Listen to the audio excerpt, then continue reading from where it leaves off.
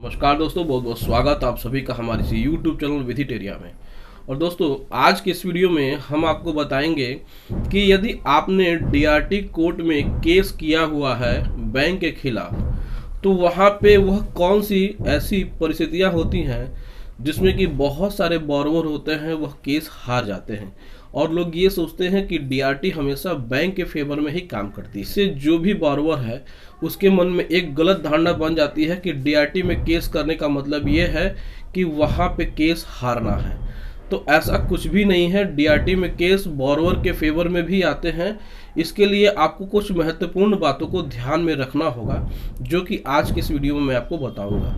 तो बने रहे इस वीडियो में शुरू से लेकर अंत तक। और यदि आप हमारे इस चैनल पर नए हैं तो आप हमारे इस चैनल विथिटेरिया को सब्सक्राइब जरूर कर लीजिएगा, साथ ही साथ बेल आइकन दबा के नोटिफिकेशन भी ऑन कर लीजिएगा, ताकि आपको कानून संबंधित लेटेस्ट जानकारियाँ और बैंकिंग लॉ संबंधित लेटेस्ट जानकारियाँ इस चैनल के माध्यम से आपको मिल सके। तो चलिए दोस्तों, देखते हैं।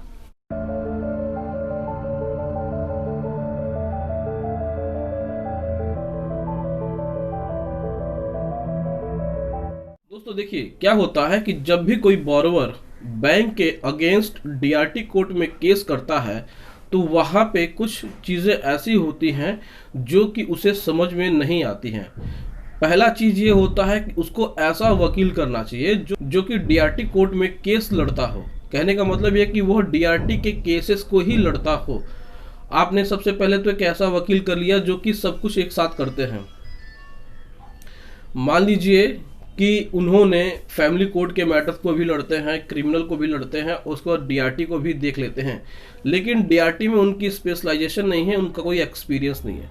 तो आप डीआरटी केस को जीतने के लिए आप एक ऐसे वकील कर सकते हैं जो कि डीआरटी केसेस के बारे में जानते हैं, जो कि सरफेसी एक्ट के बारे में जानते हैं, जो उनकी टेक्निकली उनकी बारीकियों को समझते हैं। तो ऐसे व्यक्ति को यदि आप केस देते हैं, वहाँ केस जीतने की संभावनाएं सबसे ज़्यादा बढ़ जाती है।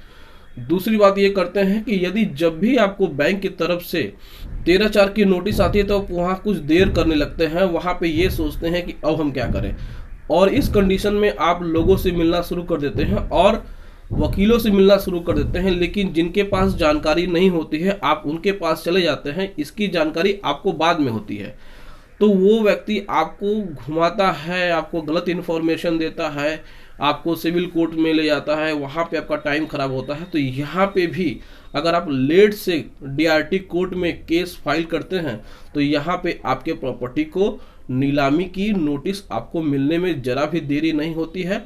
और जैसे ही नीलामी की नोटिस आपको मिलती है, आपके ऊपर कार्रवाई करना बैंक शुरू कर देता है, और नोटिस के 1-2 दिन बाद ही वह बिना कोई एडवर्टीजमेंट दिए आपकी प्रॉपर्टी को सेल भी कर देता है, जो कि एक इल्लीगल काम है, लेकिन आप इसको समझ नहीं पाते हैं। तो ये दूसरी सबसे बड़ी गलती बोरोवर की होती है। तीसरी बात ये है कि जब भी आप डीआरटी कोर्ट में केस करते हैं अपने एडवोकेट के हेल्प से, तो आपको डीआरटी कोर्ट में रेगुलर जाना है जब जब आपको हियरिंग है। ये नहीं है कि आपने सारा काम अपने एडवोकेट के ऊपर ही छोड़ दिया है, तो यहाँ पे आपके साथ दिक्कत हो सकती है। आपको हियरिंग में अपने एडवोकेट के साथ जाना है और अपनी बात एडवोकेट को बतानी है कि आपको ये बातें कहनी है। यदि आप अपने एडवोकेट के साथ नहीं जाते हैं, तो आपका एडवोकेट आपको सही जानकारी नहीं देगा और केस का स्टेटस भी सही तरीके से वह डीआरटी कोर्ट के जज के सामने नहीं रखेगा। अगर जब तक वह केस को अच्छी तरीके से डीआरटी कोर्ट में नहीं रिप्रेजेंट करता है, तब तक आपके हक में फैसला आने में बहुत कम चांसेस हैं। चौथी बात आपको ये बता देते हैं कि जब भी बैंक की तरफ से आपको 13(2) की नोटिस आती है, तो उसमें सबसे पहले आपको बैंक से अपना स्टेटमेंट निकलवा लेना चाहिए, और साथ ही साथ बैंक की सारी नोटिस ये सब एक फाइल बना करके रख लेना चाहिए। और इसके बाद यदि आपको ऐसा लगता है कि आपने किसी प्रकार से किसी भी ट्रांजैक्शन में कोई गलती नहीं की है, तो बैंक के इस नोटिस के लिए आपको सीधे कंज्यूमर फोरम में जाना चाहिए और वहाँ पे बैंक के खिलाफ केस करना चाहिए कि यहाँ पे बैंक ने डेफिशिएंसी ऑफ सर्विसेज की है, यानी कि उन्होंने अपनी सेवा देने में कमी की है और उन्होंने गलत दुर्भावनाओं से मुझे नोटिस भेजी है।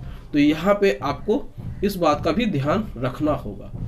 और जो लास्ट और इम्पॉर्टेंट बात है कि आपको यदि नोटिस आई है 13/4 की, तो अब आप सोचते हैं कि डीआरटी में जाए कि न जाए, क्योंकि आपका 60 दिन का भी समय जब बीत जाता है तो यहाँ पे आपके लिए सबसे मुश्किल बात ये होती है कि बैंक कभी भी आपके प्रॉपर्टी को अपने कब्जे में ले सकता है और वह किसी दूसरे व्यक्ति को उसका पोजीशन दे सकता है।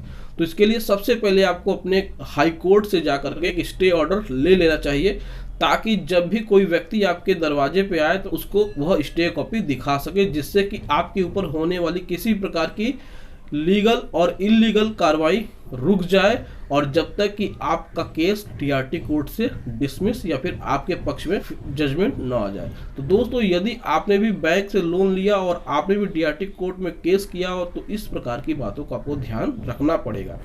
तो दोस्तों, यदि आपको किसी प्रकार के सरफेसी एक्ट में कोई समस्या हो तो डिस्क्रिप्शन में हमारा नंबर दिया हुआ है, आप वहां जाकर संपर्क कर सकते हैं।